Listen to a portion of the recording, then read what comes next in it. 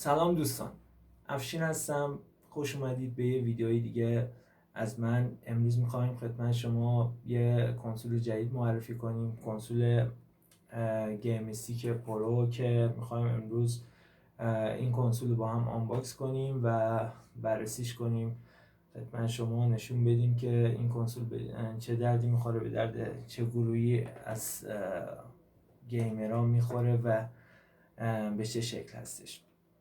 کنسول گیم استیک پرو که میبینید یه کنسول خیلی کوچیکه که توسط یه پورت HDMI به پشت مانیتور یا تلویزیونتون متصل میشه و داخلش توسط یک رم 64 گیگی بازی‌های نوستالژی قدیمی داخلش هست.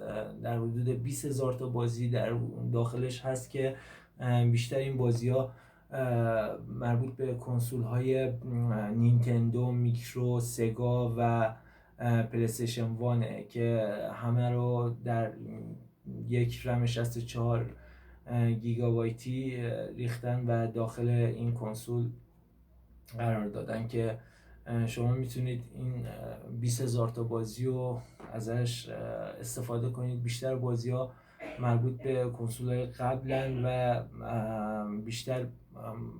بیشتر کسایی که قبلا این بازی ها رو بازی کردن به نوعی براشون خاطره است و میتونه تداعی کننده خاطرات قدیم باشه.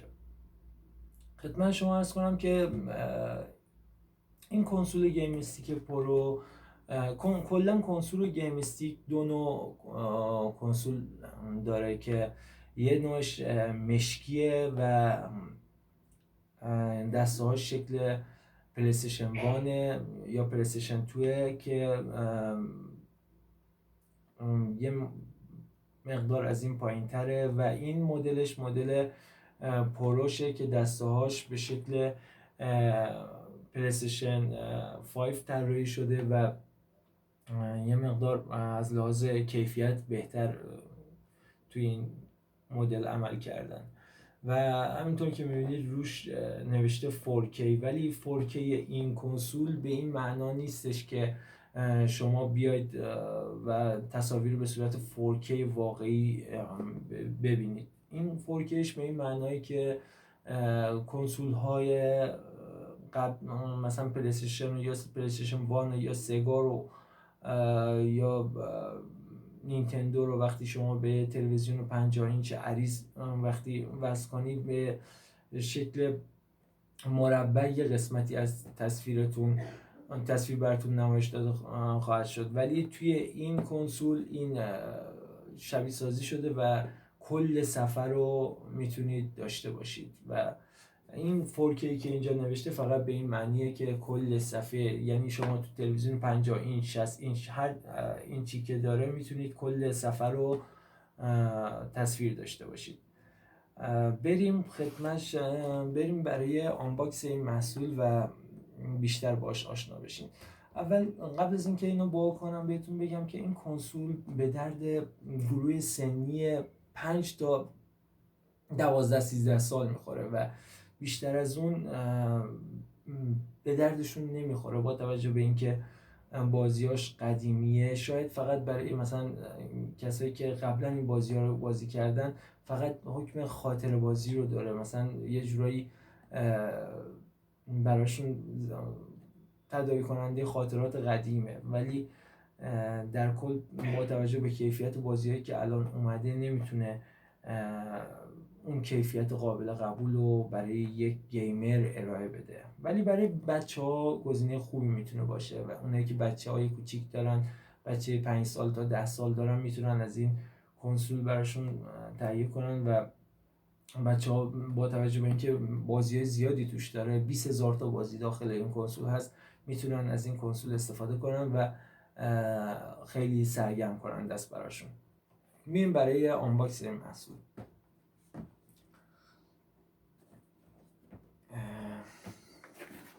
خب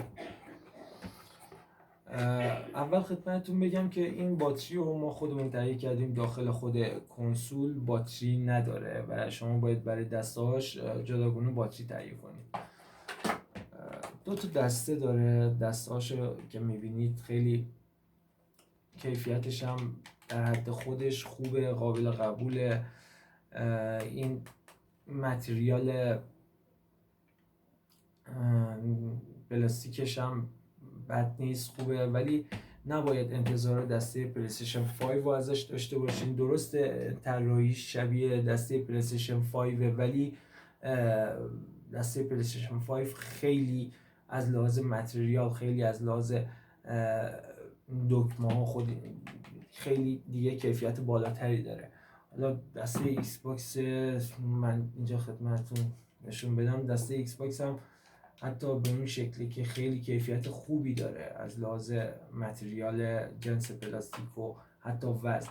ولی خب این در حد پولی که شما میدید خوبه، قابل قبوله، خوب کار کردن خداییش. از لحاظ دسته خیلی قشنگ کار کردن و این مدل پروش که من خدمتتون دارم آنباکس میکنم، مدل پروش از لحاظ دسته خیلی بهتر از مدل معمولیشه. مدل معمولی دسته پلیستیشن 2 داره و دسته پلیستیشن 2 هم که خودتون میدونید به چه شکله، ولی این دسته هاش شبیه دسته پلیستیشن 5 و خیلی قشنگ‌تره.